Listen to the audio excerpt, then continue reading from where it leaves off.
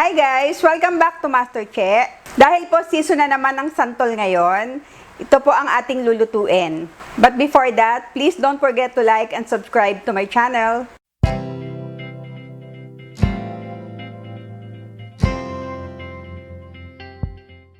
Today, magluluto po tayo ng ginataang santol. At narito po ang ating mga ingredient.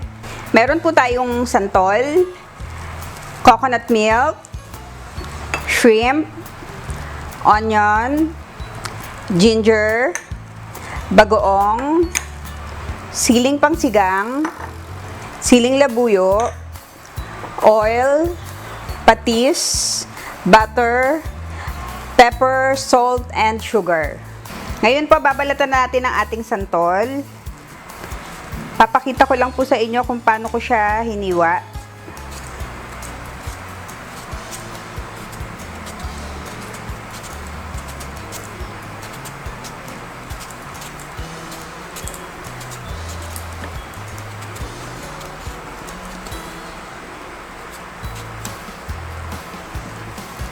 Ayan, tatanggalin lang po natin yung buto niya. Ayan, ganyan lang po.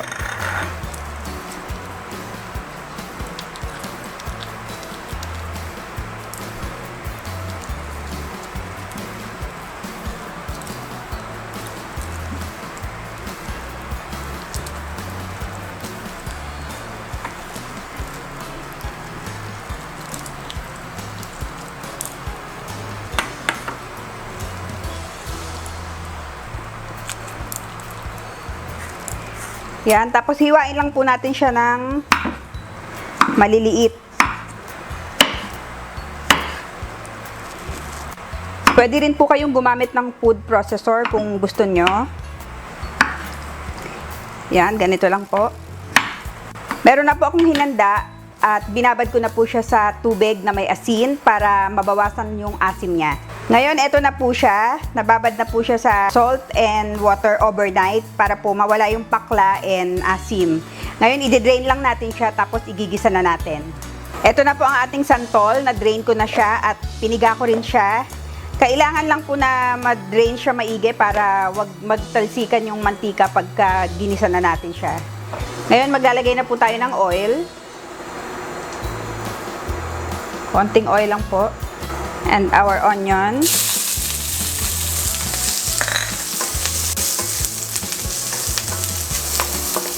And the ginger.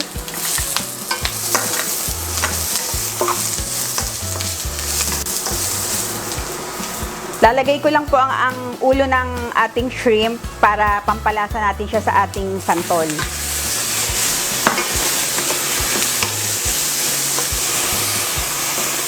Ngayon, pwede na po natin ilagay ang ating santol.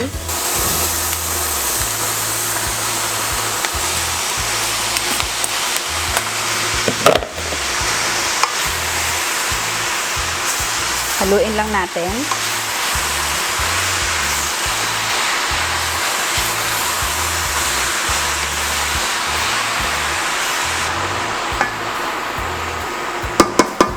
Lalagay lang po natin ng konting gata muna. Ito po yung pangalawang piga ng coconut milk. Ito mo muna ang ating ilalagay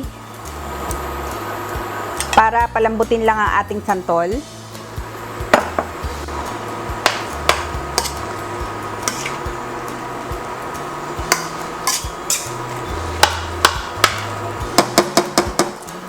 Tatakpan lang po muna natin siya. Babalikan natin siya maya-maya.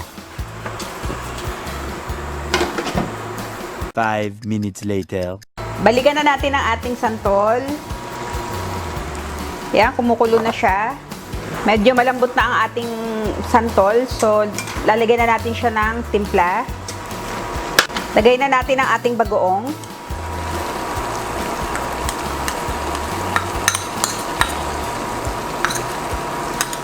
Ating pepper. And sugar. Pwede nyo pong dagdagan ng sugar kasi maasim po yung santol para mabalance yung lasa niya. Ngayon, haluin lang natin siya.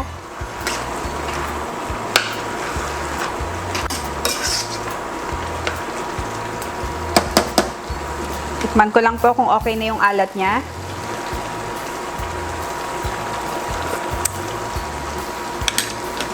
Dagdagan lang po natin siya ng patis.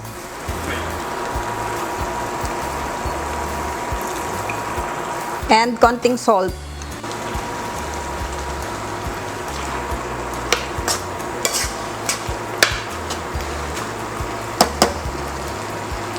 Tikman lang po natin siya ulit.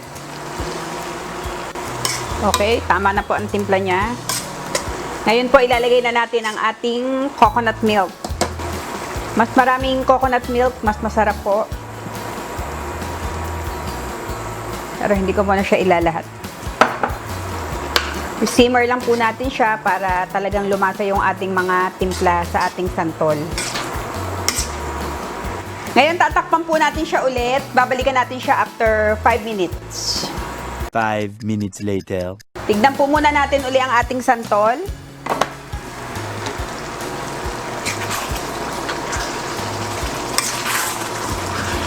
Siguro ilalahat ko na po ang ating gata.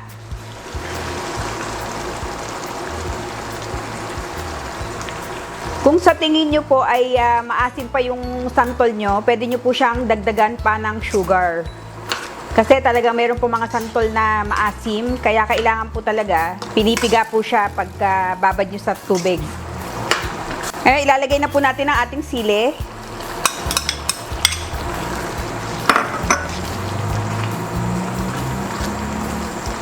Lalagyan ko rin po siya ng siling labuyo para mas maanghang.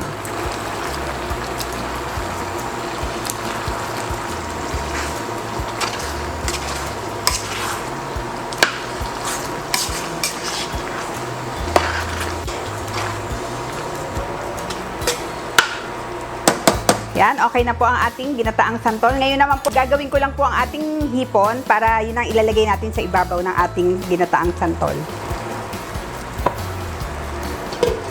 Ngayon po, lulutuin ko na ang ating hipon. Ito po ang ilalagay ko sa aking ginataang santol.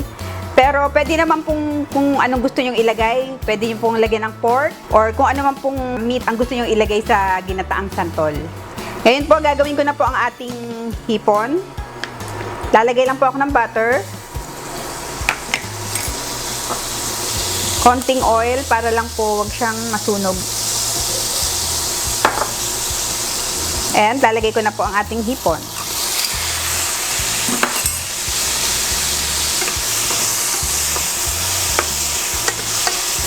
Papupulahin lang natin ng konti ang ating hipon at ilalagay na natin siya sa ating santol. Yan lang natin ng konting pepper. And salt.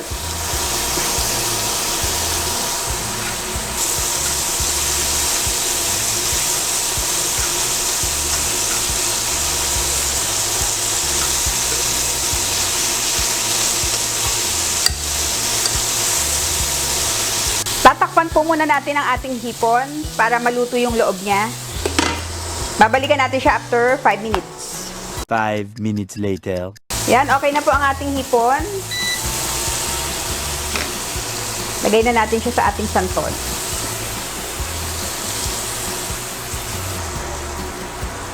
Lagay na po natin siya dito.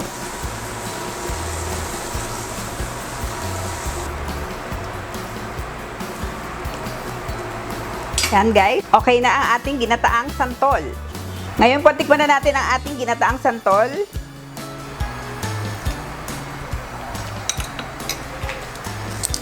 Grabe, ang sarap po. Sana po i-try nyo siya sa inyong mga tahanan. Bago po tayo magtapos, gusto ko lang pong batiin ng happy birthday ang aking sister, Cristina Tobias, na nasa Barcelona po. Happy birthday.